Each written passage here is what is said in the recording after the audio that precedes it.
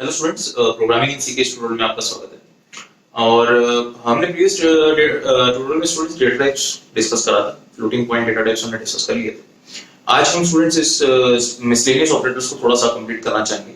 सो दो miscellaneous operator अभी मैं इस ट्यूटोरियल में डिस्कस करूंगा। सबसे पहला मिसलेनियस ऑपरेटर है साइज ऑफ, और दूसरा ऑपरेटर है टर्नरी। टर्नरी ऑपरेटर को कंडीशनल ऑपरेटर भी कहा जाता है। So student, size of operator जैसा कि नाम बता रहा है कि सबसे पहले साइज ऑफ ऑपरेटर डिस्कस कर लेते हैं। जैसा कि नाम बता रहा है कि किसी भी ऑपरेंड का या किसी भी एक्सप्रेशन का साइज बताएगा कि कितने बिट्स ऑक्यूपाई कर रहा है। तो अगर मैंने लिखा है साइज ऑफ ऑपरेंड, तो यहां पर थोड़ा सा ध्यान रखेंगे कि ये ऑपरेंड या तो डेटा टाइप हो सकता है, और डेटा टाइप में भी ये बिल्ट इन डेटा टाइप हो सकता है, प्रिमिटिव डेटा टाइप जो हमने डिस्कस करे हैं, और या फिर डिराइव्ड डेटा टाइप हो सकता है, या यूजर डिफाइंड डेटा टाइप हो सकता है।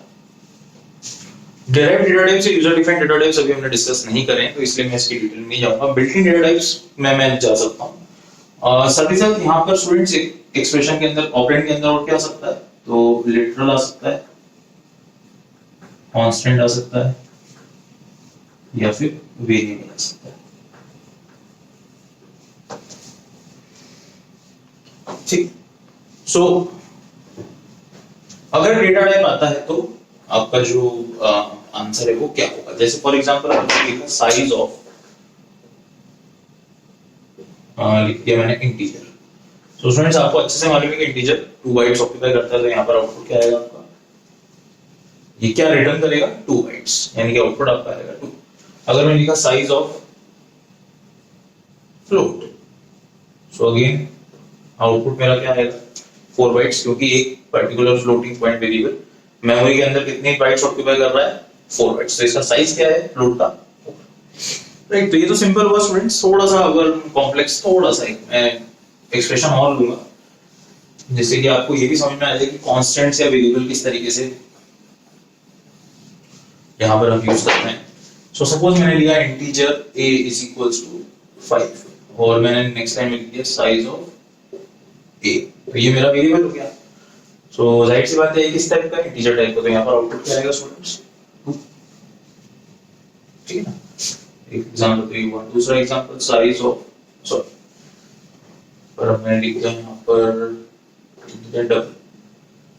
सो double x is equals to 95, size of x।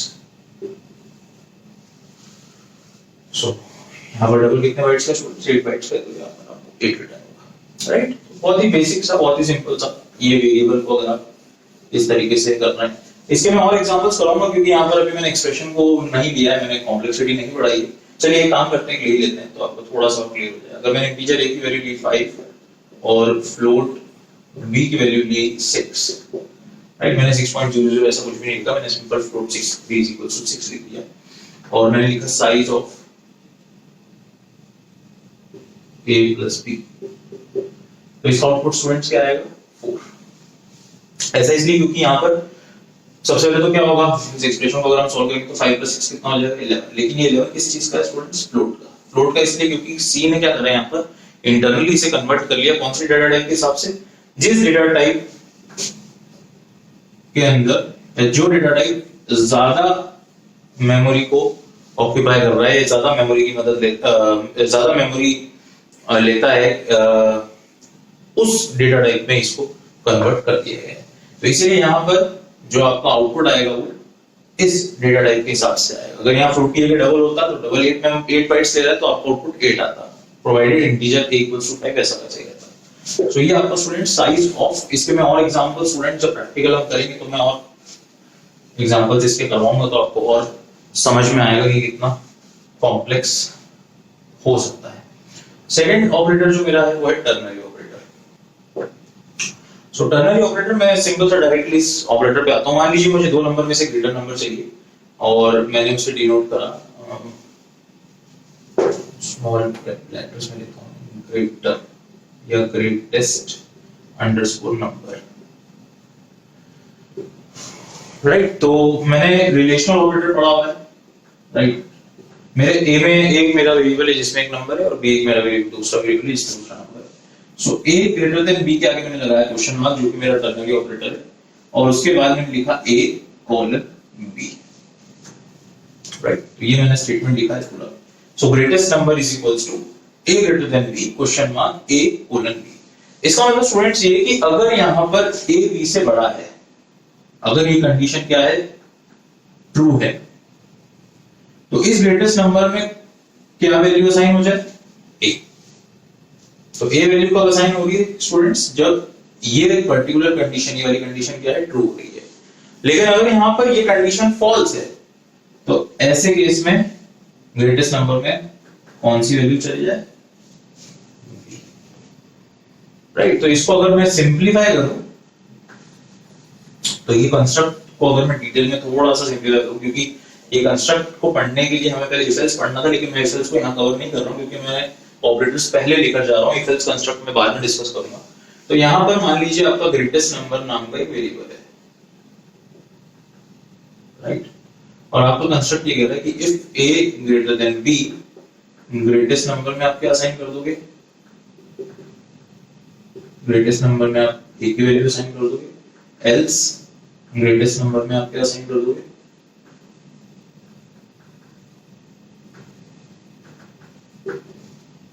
And if का एंड। तो यहां पर मैं लिख सकता हूं सेट एक ही बात है, ग्रेटेस्ट नंबर को a से सेट कर दो, नहीं तो ग्रेटेस्ट नंबर को b से। तो ये इफ एल्स कंस्ट्रक्ट में डिटेल में डिस्कस करूंगा स्टूडेंट, लेकिन जो कि यहां पे मुझे मिसलेनियस ऑपरेटर की कैटेगरी पूरी कंप्लीट करनी थी, इसलिए मैंने यहां पर टर्नरी ऑपरेटर को या कंडीशनल ऑपरेटर को इस तरीके से डिस्कस किया है।